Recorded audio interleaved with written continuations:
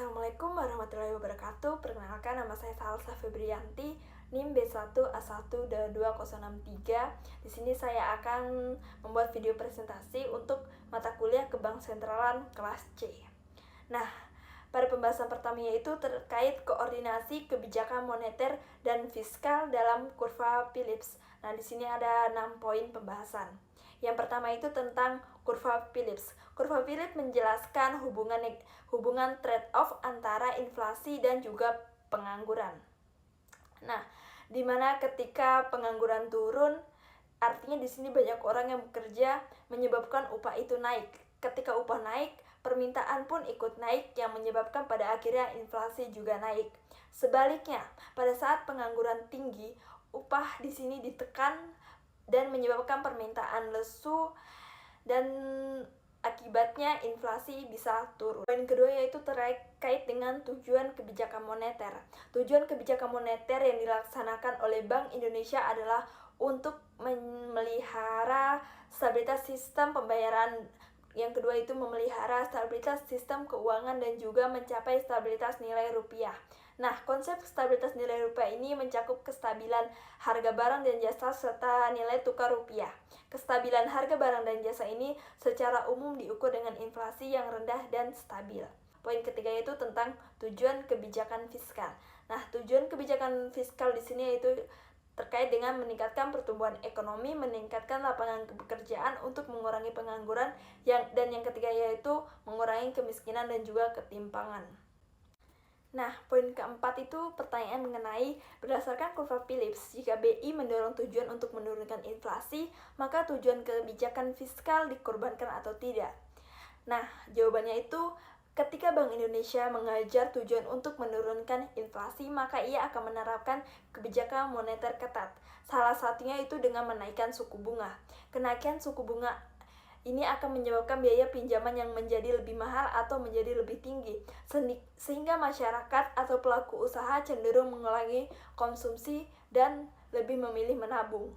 Akibatnya, aktivitas ekonomi secara keseluruhan melambat. Pertumbuhan ekonomi yang melambat ini kemudian berdampak pada peningkatan angka pengangguran karena dunia usaha mengurangi produksi dan tenaga kerjanya. Kondisi ini menunjukkan bahwa upaya Bank Indonesia untuk menjaga stabilitas harga meskipun ini penting, tetapi pada akhirnya akan mengorbankan tujuan kebijakan fiskal pemerintah yang justru berfokus pada peningkatan pertumbuhan ekonomi dan penciptaan lapangan kerja. Yang kelima yaitu berdasarkan kurva Phillips, jika pemerintah mengejar tujuan fiskal, mengurangi pengangguran dan juga meningkatkan pertumbuhan ekonomi, maka tujuan kebijakan moneter dikorbankan atau tidak. Di sini jika pemerintah berfokus mendorong pertumbuhan ekonomi dan menciptakan lapangan kerja, maka yang dilakukan adalah menerapkan kebijakan fiskal ekspansif. Bentuknya bisa berupa peningkatan belanja negara, pemberian subsidi, atau juga penurunan pajak. Nah, kebijakan ini itu mendorong daya beli masyarakat sehingga konsumsi meningkat. Ketika konsumsi dan pemerintahan agregat naik secara signifikan, maka tekanan inflasi pun ikut meningkat. Artinya di sini jika kebijakan tersebut dijalankan, maka akan mengorbankan kebijakan moneter. Nah, soal yang 6 yaitu melalui poin 4 dan 5, apakah sejalan tujuan kebijakan moneter dan fiskal sehingga diperlukan koordinasi? Berdasarkan poin 4 dan 5, terlihat bahwa tujuan kebijakan moneter dan fiskal tidak selalu sejalan. Karena ketika Bank Indonesia berusaha menurunkan inflasi dengan kebijakan moneter ketat, seperti menaikkan suku bunga, hal ini dapat merambat pertumbuhan ekonomi dan meningkatkan pengangguran, yang justru bertentangan dengan tujuan fiskal pemerintah. Sebaliknya, ketika pemerintah menjalankan kebijakan fiskal ekspansif untuk mendorong pertumbuhan dan menciptakan lapangan kerja, yang dimana peningkatan konsumsi bisa menyebabkan inflasi naik, sehingga memaksa Bank Indonesia untuk mengetatkan kebijakan moneternya. Kondisi ini saling tarik-menarik menunjukkan adanya trade-off antara kedua kebijakan. Oleh karena itu diperlukan koordinasi yang erat antara otoritas moneter dan fiskal agar keduanya bisa saling mendukung, bukan saling melemahkan. Dengan koordinasi yang baik, stabilitas harga dan pertumbuhan ekonomi dapat dicapai secara seimbang. Nah, untuk yang kedua ini pembahasannya terkait bauran kebijakan moneter dan makroprudensial loan to value pada kasus krisis global 2008 sampai dengan 2009. Yang pertama yaitu jelaskan mekanisme penurunan suku bunga yang berdampak pada meningkatnya kredit perumahan dan mendorong overheating akibat inflasi harga murah. Nah, pada masa krisis global tahun 2008 sampai dengan 2009, bank sentral di berbagai negara seperti The Fed di Amerika Serikat menurunkan suku bunga acuan secara drastis untuk merangsang pemulihan ekonomi. Tujuannya adalah agar kredit menjadi lebih murah sehingga masyarakat dan dunia usaha kembali aktif melaksanakan konsumsi dan investasinya. Akibatnya, suku bunga kredit perbankan ikut turun. Ini membuat biaya pinjaman untuk kredit pemilikan rumah menjadi lebih ringan. Masyarakat pun mulai berbondong-bondong mengambil kredit perumahan karena cicilannya terasa lebih terjangkau. Namun, ketika permintaan rumah meningkat tajam, harga rumah ikut melonjak dengan cepat. Hal ini menyebabkan sektor properti mengalami overheating, yaitu ketika harga naik tidak wajar dan membentuk gelembung aset atau housing bubble. Jika dibiarkan, kondisi ini sangat berbahaya. Karena ketika bubble pecah, harga rumah bisa anjlok, kredit macet meningkat, dan sektor keuangan bisa terguncang. Yang pertanyaan kedua yaitu tentang jika suku bunga rendah, apakah masyarakat akan cenderung meningkatkan kredit propertinya? Jawabannya ya, pastinya akan mendorong. Karena ketika suku bunga turun, maka otomatis cicilan kredit per bulan menjadi lebih ringan. Hal ini membuat daya beli masyarakat terhadap rumah meningkat karena biaya meminjam uang yang lebih murah. Yang ketiga itu pertanyaannya terkait jika kredit properti meningkat dan mendorong overheating, apakah tidak mengancam pengembalian kredit? Sementara saving atau kerentanan rumah tangga untuk membackup pembayaran cicilan kredit. Nah, betul sekali, kondisi overheating di sektor properti sangat beresiko memicu kredit macet atau yang dikenal dengan non-performing loan atau NPL. Ketika harga rumah terus naik secara signifikan atau terjadi overheating di sektor properti, masyarakat terdorong untuk segera membeli rumah karena khawatir harga akan semakin mahal.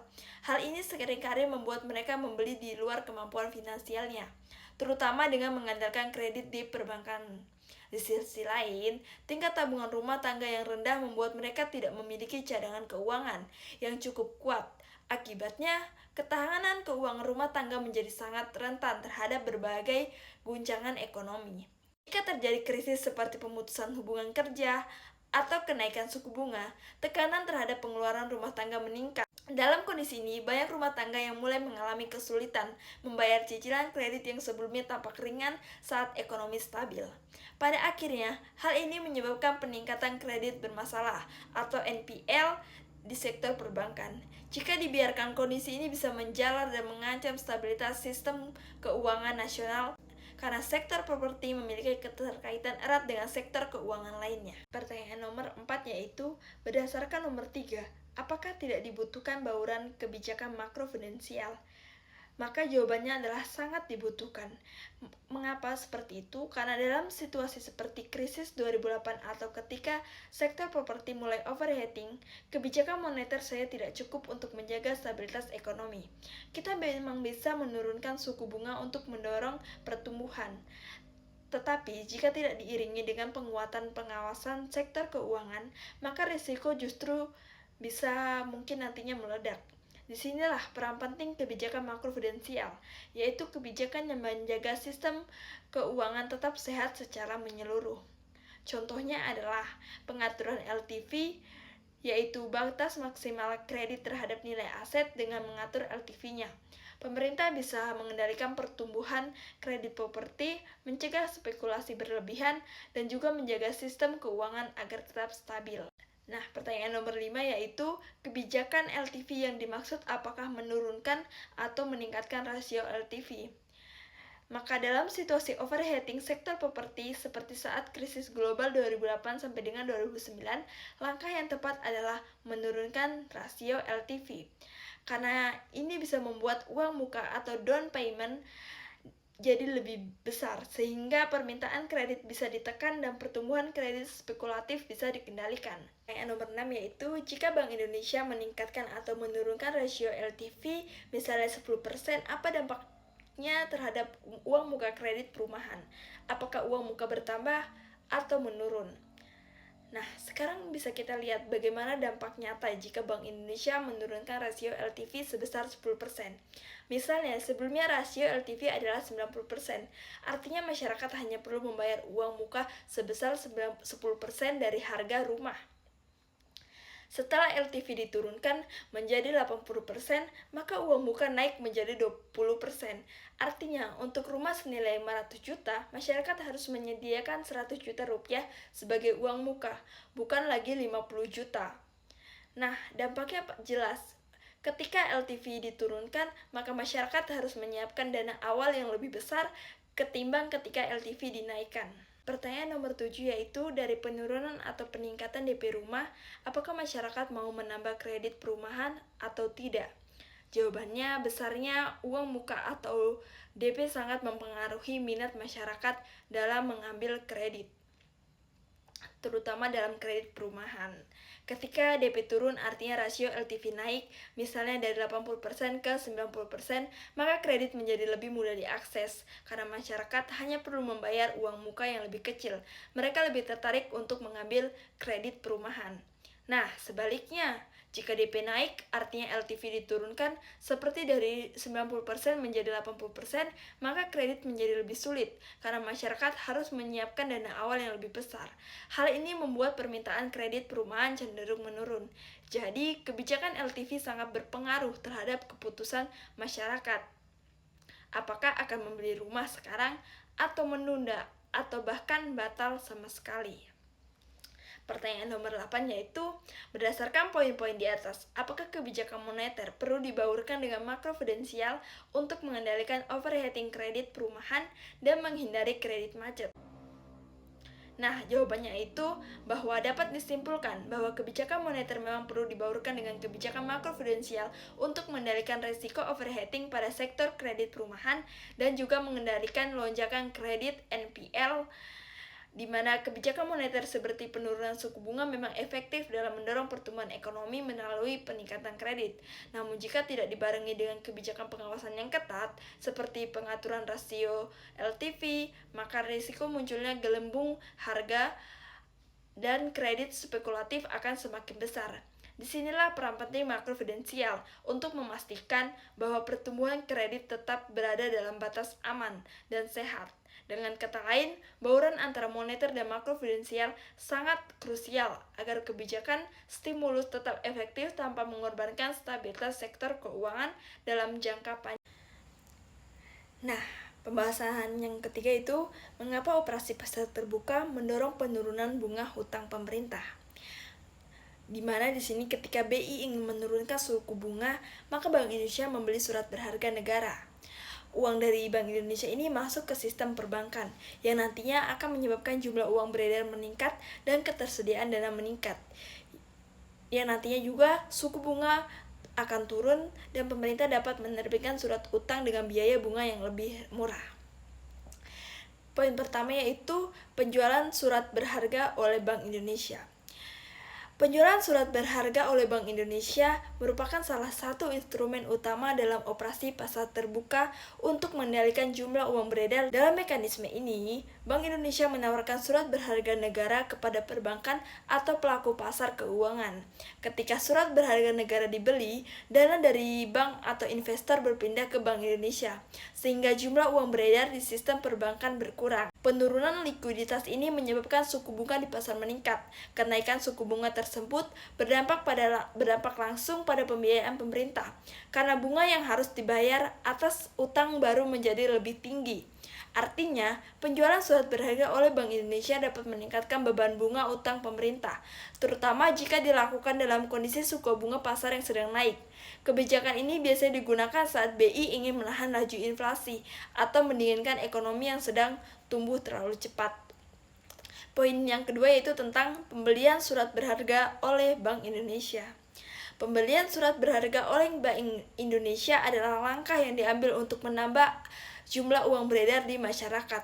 Dalam mekanismenya, BI membeli surat berharga negara yang beredar di pasar dari perbankan ataupun investor. Sebagai gantinya, BI membayar menggunakan dana segar yang masuk ke dalam sistem perbankan. Proses ini menyebabkan likuiditas di pasar meningkat karena bank memiliki lebih banyak uang untuk disalurkan ke kegiatan ekonomi. Akibat bertambahnya likuiditas, suku bunga cenderung menurun sehingga pinjaman menjadi lebih murah, termasuk pinjaman yang dilakukan oleh pemerintah. Penurunan suku bunga inilah yang kemudian menyebabkan beban bunga utang pemerintah ikut menurun karena pemerintah bisa menerbitkan utang baru dengan tingkat bunga yang lebih rendah.